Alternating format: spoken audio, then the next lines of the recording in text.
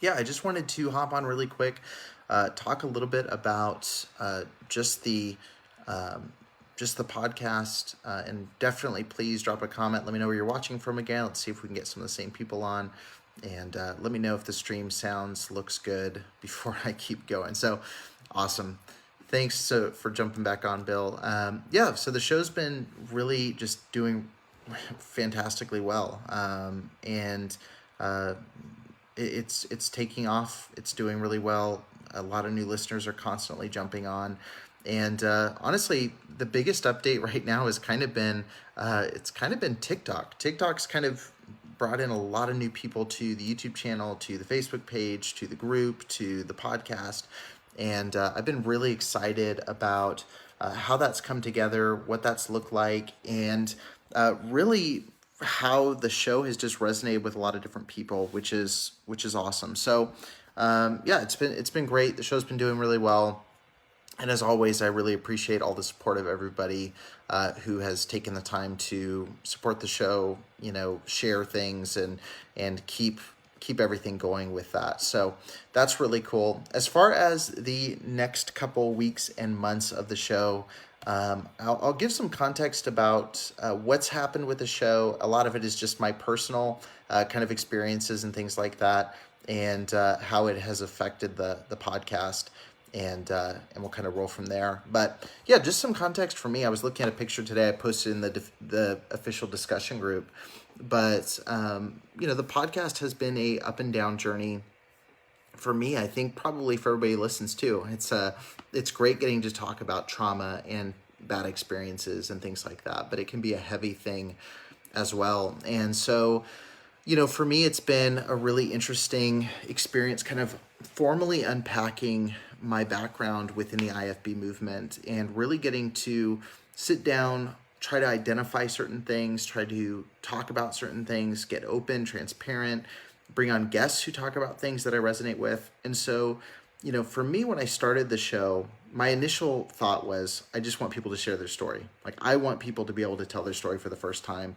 I want to take this conversation from being a behind the scenes, like, whispers in the background kind of conversation to becoming this thing where people could openly talk about this shared experience. And I think early on, that was really the intent, was like, let's talk about the negative experiences everyone's had. And that was needed and that was important.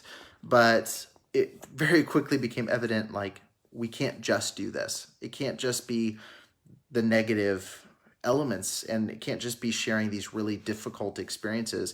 We also need to talk about how to make progress and how to move forward and how to go to the next level in life. And it really is, it was needed, it was necessary. But it was early on I kind of realized, through talking with different people, I needed to bring on experts who could talk about the psychology of it. They could talk about the legal side of these things. They could walk through how to leave a domestic violence relationship. They could talk through kind of the mental impacts of trauma, how it affects your life and your marriage and your religious experience.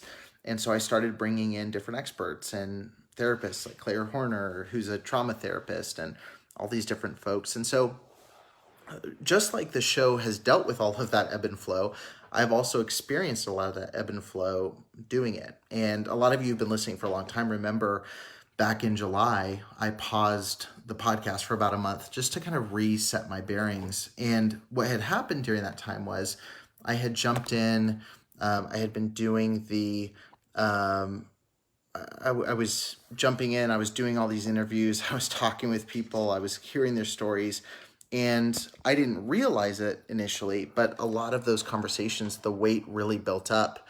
And that's not to make anyone feel bad. That's not to make anybody who came on the show, feel bad that they shared their story. But that's just the reality of a lot of it. It was a lot of weight. I wasn't putting in the right barriers. I wasn't protecting my schedule enough. I wasn't doing things to protect, my mental health and things. And so back in around July, and I actually posted a picture in the discussion group, like, I looked pretty rough. Like, I didn't realize at the time, but like, it looked pretty bad. I was unhealthy. I was kind of depressed. I say kind of really depressed, and for a lot of factors. A lot of that was just, like I said, reworking through some of that past trauma, which was a necessary thing, but a really helpful thing. And so that kind of took place. I paused the show, and then after some conversations with experts, talking with other people, especially Claire Horner, who's an amazing trauma therapist, she kind of told me after we got done with one of our interviews, you got to space these out. You can't do these back to back. You need to find time to take breaks, take walks, do things to kind of refresh yourself. And that's really simple advice, but it was needed advice for me.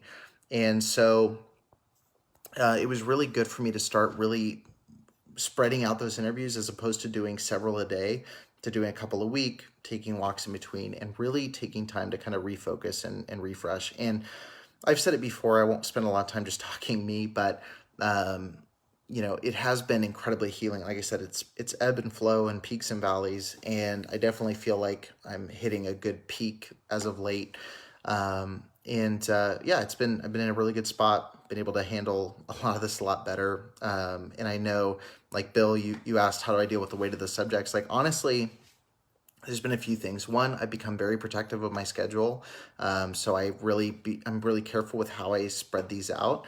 And then two, it's just taking time. Like I'm very intentional about taking walks around, where I live. I'm very conscious about taking walks with my daughter to go check the mail or to go, just go to the park really quick. Like that kind of stuff has been invaluable. And really just having a select group of people that I can talk to has been really good as well.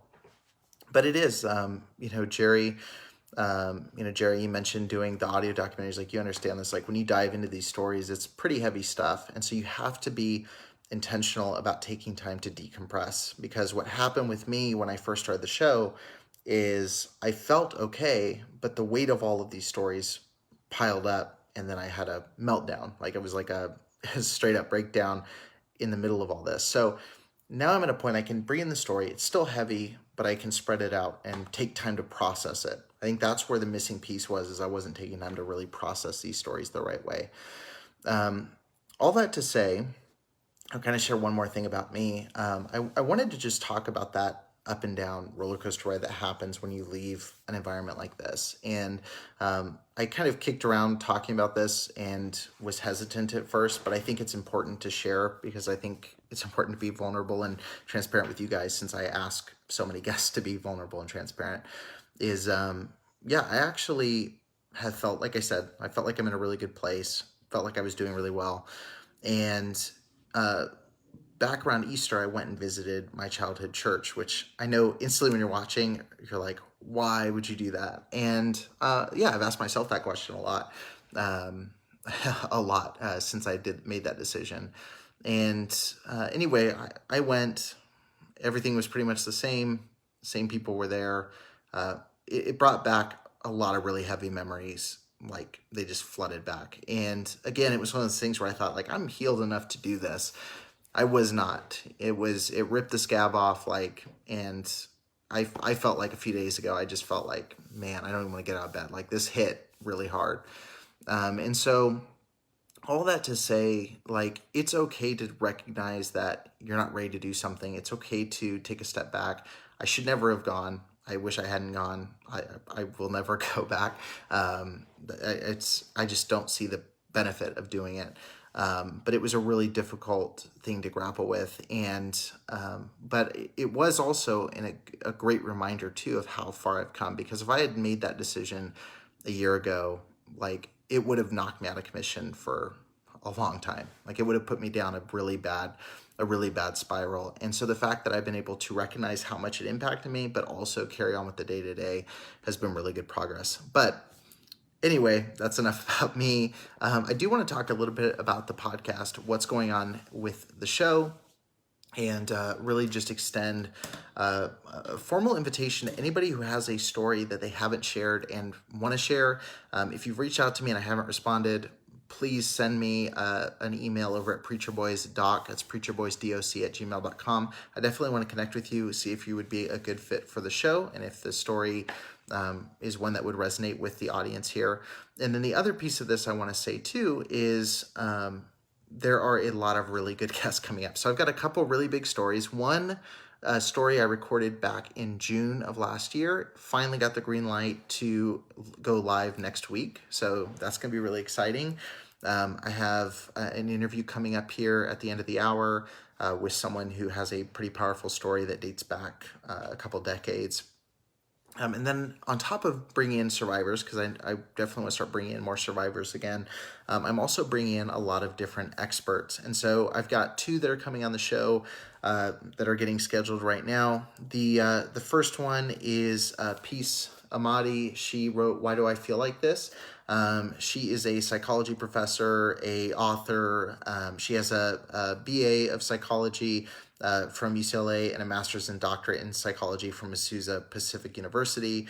And she wrote this book, which I am excited to dive into, that talks about understanding your emotions, how you understand, how you can process that kind of stuff, and really explain some of the mental health side of it. So that's going to be really exciting. And then also I have Terrence Lester, who wrote a book called When We Stand, and it talks about like corporate movements working toward justice, whether it's a church organization or coalitions of different people. It's going to be a really powerful interview. And I've just honestly, like, that's been one of the coolest things for me to come out of this show. In addition to talking to survivors and being able to work through some past experiences myself, it's been really amazing getting to sit down with authors. Number one, read their book, which the publishers have been very gracious in hooking me up with a lot of these books months before they release. But also being able to sit down with the author after reading a book, asking them what they meant about this, what was going on, things like that. And it's really cool getting to sit down with a, Dr. Beth Allison Barr and talk to her about her book and ask questions that are on my mind, or to sit down with a Amy Bird or with a, fill in the blank of all the different incredible guests that have been on, and really get to know their stories. So, there's some really good stuff coming up on the show. Like I said, it's been an up and down journey for me. And so just be okay taking breaks. Like, my big takeaway practically is be okay taking some breaks, be okay taking some steps away from what you're working on, from sharing these stories. But it's also like I said, the value of what's being done is not lost on me.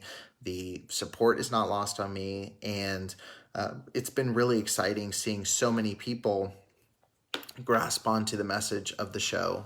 Like I said, on the podcast, on YouTube, on TikTok, like Carissa, you're watching, like, it's crazy the reach and impact and how many people need the message of what Preacher Boys is doing and what these other organizations are doing, like the New Evangelicals and all these different groups that are just doing an amazing job. And so definitely, guys, thank you so much for supporting. I just wanted to go live. I feel like I've been, I go through these periods where I kind of dip behind the curtain a little bit. But believe me when I tell you, there's some amazing stuff that's in the works right now. Some stuff I'm really excited about. And sincerely, if you've been reaching out and for some reason you haven't gotten through, just send me an email right now. Just preacherboysdoc@gmail.com. Just put, interview request or my story or something, and I'll get back to you. I've been rescheduling quite a few interviews, and so I'd love to get you on the schedule. Just a quick warning, though, I will be going to, which I'm very excited about, I will be going to Costa Rica on the 19th, and I'll be gone for about a week. So I won't be doing any interviews while I'm in Costa Rica. But when I get back, I'll definitely get this on the schedule, and can't wait to really connect with all of you and keep the momentum going. There's some really exciting stuff going, and look forward to going there with all of you. Before I jump off the live, I'll scroll back through, see if there are any questions. If you have any questions or any thoughts or anything, just drop them in the comments. I'll try to hit anybody that dropped a comment in here and respond really quick. Charity, you said, loving the podcast. Thanks so much for tuning in. Brooke from Kansas. I haven't been to Kansas. I need to put Kansas on my list. I've got this, I don't know where it is. I've got this huge map. We took it down yesterday. I guess it's 9 here. But I was crossing off Ohio off my list the other day, which was pretty cool. Texas, I got to really go to Texas. And I've only been to, what's the part I was in?